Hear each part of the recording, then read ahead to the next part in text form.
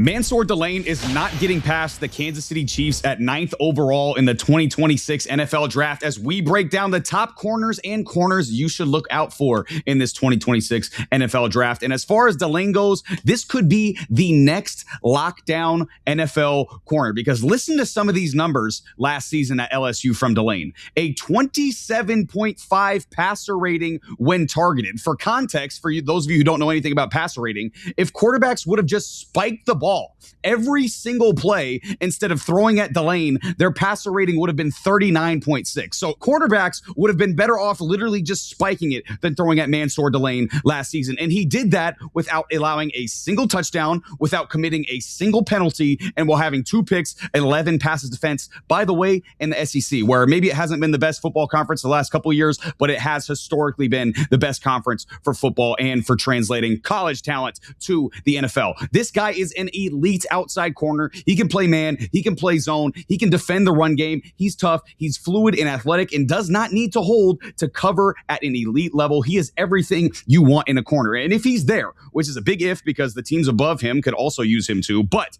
if he's there at 9, the Chiefs should sprint that pick in. And I know some people, some Chiefs fans and some Chiefs analysts want edge rusher because they haven't had one of those in a long time. Some people want Sadiq. Some people want a wide receiver. And even though they've been good at developing corners in Kansas City, especially without top draft capital, getting one in the top 10 with his potential, their organizational development, and the Steve Spagnuolo system could make Delane an elite corner from day one. But listen, it is not just Delane that makes up this cornerback draft classes. There are a lot of solid corners throughout the draft that could potentially make an impact from day one. So fellas, give me your thoughts on Mansoor Delane and which cornerbacks do you have your eye on in the 2026 NFL Draft? I mean, it's really easy to see why he's highly rated. You see it on tape, right? That's one thing I always like about corners. When you're able to watch them, you look for a couple of things, right? You look for good hip fluidity, right? How do they flip their hips? How quick are they to flip their hips? How smooth does it look? Is it jagged? Drive out of breaks, right? Like when the wide receiver breaks, how does that first step look for the corner? How fast does he accelerate downhill?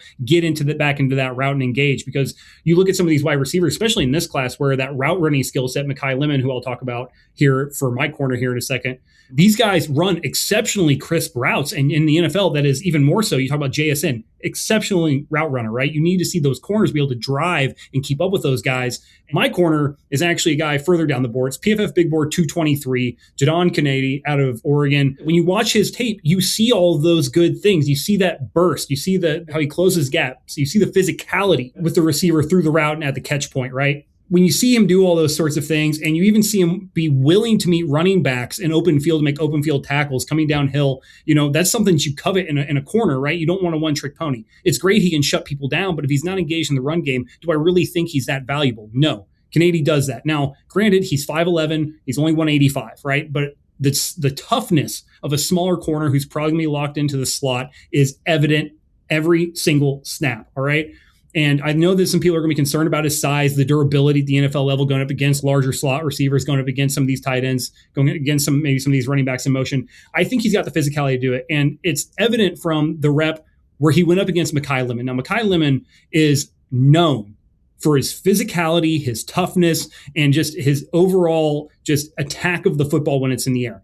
Canady ran the route for Lemon, intercepted the ball, and gave him no shot at it. That's how tough Jadon Canady is. That's how good he is. You're talking about one of the best wide receivers in this draft, and Canady had one of his best reps against that best wide receiver. That's what I'm talking about here. He held all opponents' quarterback to 45.9% completion percentage, 88 PFF coverage grade, all while finishing 10th at wins above average. And like I said, he's PFF Big Board 223. He ran a 4.3840 and showcased a lot of length in his tape with 30-inch arms and a 73 and 3/4-inch wingspan, which I think is sufficient to play the corner position in the slot in the NFL. Mansoor Delane is one of the better cornerbacks in terms of just like pure instincts that I think I've ever seen. There are things about him that transcend this cornerback class, and it's why he's hands down, like, to me, the best corner in this class. And the guy that I'm about to discuss, he is below him, and there are things about his game that he never had an opportunity to prove in 2025 because he didn't play in 2025. You know who I'm talking about. I'm talking about Jermod McCoy. Jermod McCoy had a really good 2024, but unfortunately he tore his ACL around like January and he was essentially out for the season. Now, there are some reports that say that he could have came back and chose not to. And obviously some people might look at that and say to themselves, do I want a guy who's going to be like super negotiative at the table? Anyway, the guy ran a 4.32 at the combine. He moves really smooth and he flips directions naturally. So he can stay with the receivers through their breaks without losing a step. So we're not worried about that. He's really clean and press. This makes up for him in man. They played a lot of zone in 2024. Tim Banks, the defensive coordinator for Tennessee, and they were one of the best defenses in the SEC. Now, granted, he didn't play in 2025, so we didn't really get to see him in a different system. But that's kind of why he's dropping down to the mid-first round. It kind of speaks to his talent that he was so good in 2024 that even in 2026, he's considered like a highly touted cornerback prospect. His woes, the guy was a penalty freak in 2024. He had 8 penalties in 2024. He doesn't always have like confidence in his own speed. And because of that, he might start grabbing and touching. And because of that, he had these penalties. And on top of that, he needs to improve his tackling. One thing I need my corners to be able to do is tackle. Also, like his run support. Now, granted, this could all be fixed with a certain scheme, but your tape in college directly reflects what we can see. Again, coaching could have fixed some of these woes, but the fact that he got injured, so now there are questions about his athleticism. Now, he did run a 4.32 at the combine, so maybe the athleticism isn't that weary, but something to keep an eye on. They ran a lot of cover 3 and quarters. I'm curious to see what teams are with that same system might pick him up in the first round. I don't expect him to fall past 20. It's going to be interesting for McCoy because, like you mentioned, I know there's a lot of analysts that think that he was the best corner in the draft if he was healthy this year. Like, that's how good his 2024 tape was. And it would have been interesting to see him on that Tennessee team this year because he has a teammate who's probably going to be a late first, maybe early second round pick as well. Colton Hood, another cornerback, like I mentioned, out of Tennessee, who's got really, really good tape as well. And he's going to be a high draft pick. But you mentioned something with one of the concerns with McCoy is penalties. And the guy I'm about to bring up also has a little bit of a penalty issue. He's out of the University of Washington. His name's Tacario Davis. And if you want a cornerback with elite traits, this is one of them. Okay. He is 6'4" and ran a 4.40 at 6'4". Like, that is absolutely ridiculous. He's got long arms. He is really good in press coverage, press man, especially right away, because he can use those long arms and his speed to jam receivers, basically bump and run those receivers. He does a really, really good job of that. And he's got excellent ball skills and instincts as well. He can read the quarterback and make plays when the ball is in the air. Plus, he's a really good tackler and can make plays in the running game. There is weaknesses, though. Like I mentioned, his hips aren't great, and he can get exposed by shorter, quicker, slot-type receivers, and that's obviously to be expected from a taller 6'4" type corner. And that causes him to panic and grab a lot of times. He had big-time penalty issues last year, and I think he's going to get a lot of holding and illegal contact penalties at the next level because of it. But a team who runs a lot of press or a lot of cover 3 concepts is absolutely going to love Davis because of that size, because of the long arms, and because of the speed. Those are things that you cannot teach, like Sammy was mentioning. Again, a lot of these things are teachable for cornerbacks. A lot of these things are teachable for these draft prospects. Again, you can't teach the size. You can't teach the speed. Those are a lot harder to teach than just physical techniques. So I think a team anywhere from the end of the second round to early fourth round for Tacario Davis is going to get a steal with Tacario Davis. But fellas, you got any other names that you guys are thinking about with this cornerback class here in 2026? I mean, I got a couple. I got one more. It's a guy that I'm really excited about. Chris Johnson out of San Diego State. When you turn on the tape, he's 6 foot, 195 prospect. You see the football IQ immediately, right? Like, his anticipation, his understanding of the route concept, the wide receiver is employing against him, allows him to break it on the ball early and, make plays at the catch point, which is something that I value highly in a corner. I don't need you to always get interceptions, but I need you to make plays at the catch point, make sure receptions don't happen, right?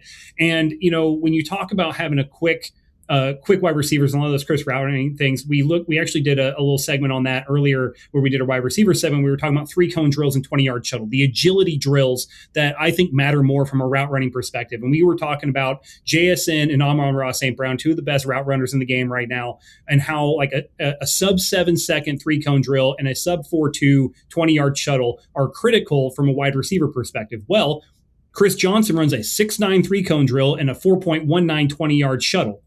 That tells you everything you need to know about his short area quickness from a corner that is 6 foot 195. He's going to be physical at the catch point. He ran a 4.40. His long speed to recover when he makes a mistake is incredible as well. He's able to get back into the play, even if on a double move where he bites a little too hard. He's able to run himself back into place with that long speed, with that 4.4 speed, and his quick change of direction, illustrated by the agility drills I said before. Elite numbers, doesn't really matter. He's an occasional blitzer. He can play every single point of the game that you want a corner to play, whether it's run defense, whether it's blitzing. And he's second at the corner position and ninth in wins above average per PFF. And he's PFF big board 46. Yeah, you guys know when it comes to the draft, I have to represent my players. That being, of course, this man right here. This man right here means so much to me, and for that reason, I have to shout him out. Mr. Keionte Scott, would you step forward for me, please? A physical run defender, which doesn't really pop. When you think corner, you don't think that, but when I tell you this man is extremely explosive and has explosive when it comes to the run defending that could change a game, I mean it. Keionte Scott can bring that.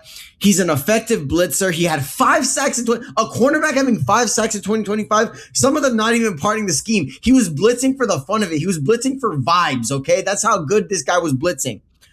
He has loose and quick feet, so he can mirror receivers. So it's not like he's a terrible corner overall. The overarching thing about Keionte Scott is that he's a dog. So much of a dog. I saw this man take on blockers significantly bigger than him, okay? This man is a corner and not a very tall one either. 5'11", 193. This guy has so much dog in him, bro, that he's willing to go right at offensive linemen. Big, tall, huge, white offensive lineman going right to them and saying, "What's up?" That's what I love to see. And he's great in coverage against slot receivers. So I think that is going to be very, very, very important. Now, his deficiencies and why he's going to be a 3rd round pick. I mentioned how he's a dog. He can be too much of a dog sometimes. His tackling needs to get better. He has a missed tackle rate of 20% back in 2023.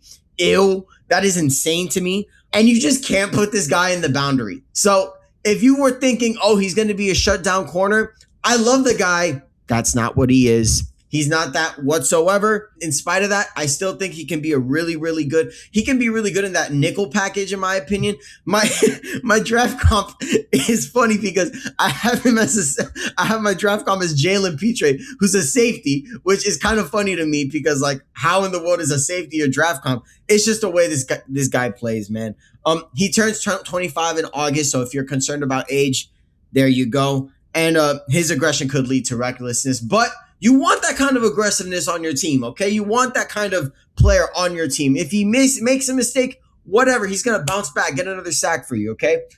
Draft him in the 1st round, Pete, please, just so that he can get 1st round money. I need all my Canes to get 1st round money, baby. You had someone hire you as an agent, brother? Like, what's going on? He's getting a cut. You getting some NIL deal money there? No. This has been Between the Uprights. Football is life. The rest is just details.